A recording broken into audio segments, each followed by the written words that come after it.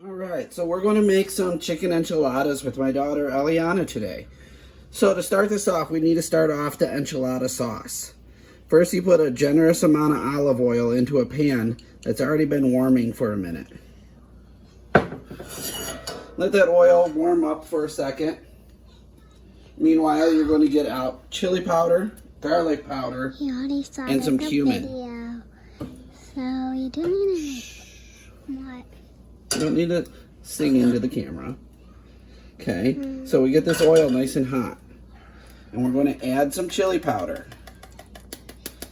It's okay to be a little generous with the chili powder at first. What we're trying to do is get it to release its aromas. Add some cumin. You don't need much on the cumin. And a little bit of garlic powder in the beginning, even though we're going to add garlic itself too. Can you see it nicely? Yeah. Okay. It's even better. Now we use the little mixer. We're going to mix that up. And it's going to make like this red paste almost on the bottom. As you can see it simmers for a second. It kind of reminds me of the top of a brownie. It's a lot drier than most people think. The oil helps keep it for a little bit. Daddy, that was a good idea doing it like this so everyone can see. Okay, next, I'm taking about 2 cups of chicken broth. You add a little bit at a time and you mix it all up. That way you know you don't have chunks of flavor just sitting in there of the spice. And you add a little bit more, mix it up. And then once you get to a certain point, you can just keep adding to it.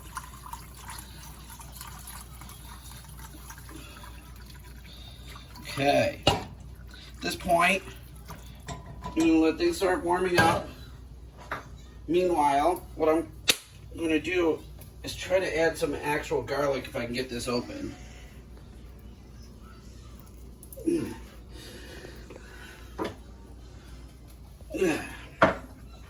And we also need a whole can of tomato paste. The tomato paste will help thicken this up nicely at the same time. And the way I like to add tomato paste is I add the whole can in there. Now let it get warm for a little bit before I stir it. Because once you stir it, that's when it breaks down and mixes in. But it does it better when it's warm.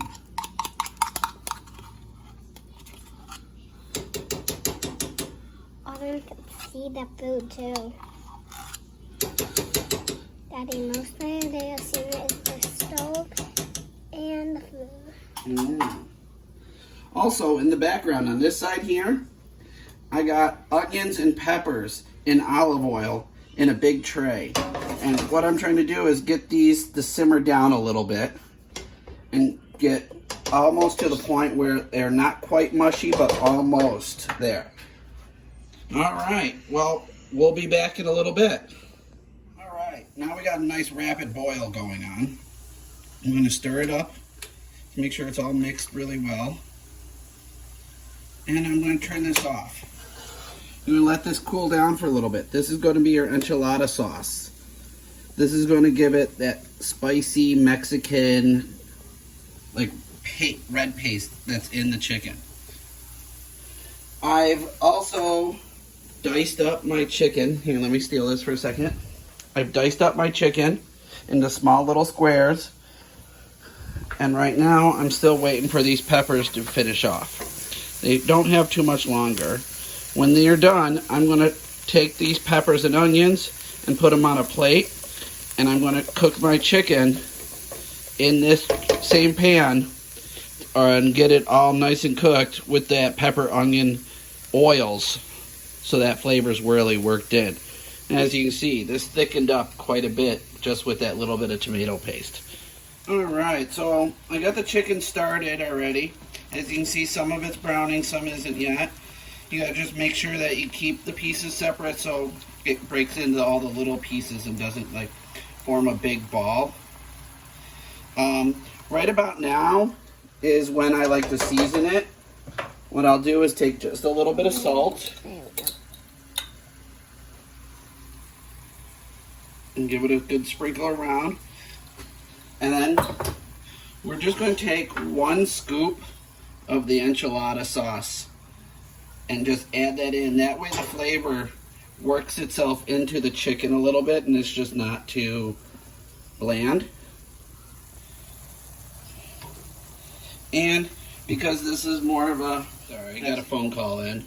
So I'm going to take a little bit of cumin and I'm going to just sprinkle a little bit of cumin in there. And now I'm going to finish this off and we'll be ready to make these enchiladas. So now to make the enchiladas, we're going to start off with an oven-safe glass pan. And we're going to take a little bit of enchilada sauce and spread it around.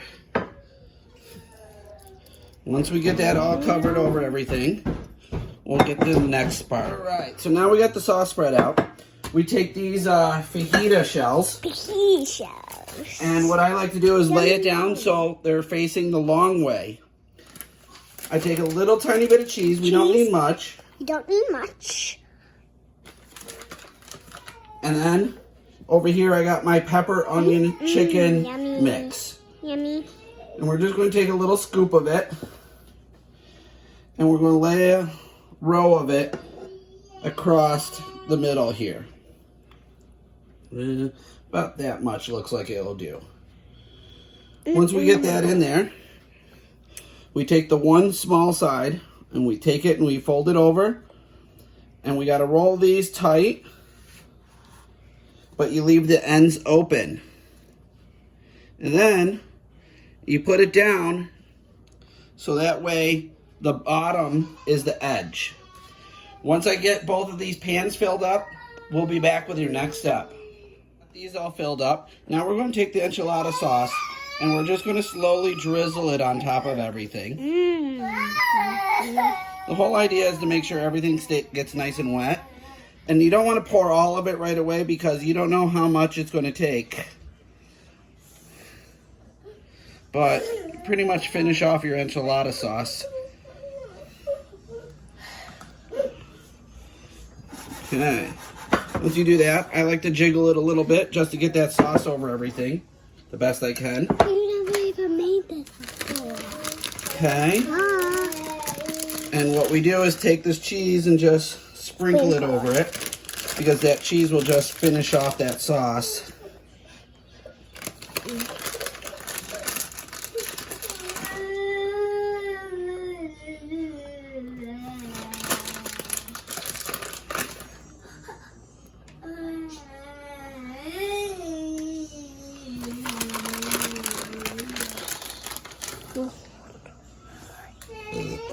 Too far. All right. Coffee. Now that we got these all together, they're going to go in the oven at 375 minutes for about 20 to 25 minutes. And what that's going to do is caramelize that sauce a little more on there, and it's going to melt the cheese. All right, so we added some more cheese to it, but as you can see, the sauce is boiling, and we just turned on broil, so it's going to get the last little shimmer and burning of the cheese. These just came out of the oven. As you can see, they're pretty good. Still boiling on the sides. So we'll let this sit for about 10 more minutes to cool down. And then we'll cut the enchiladas out and serve them up.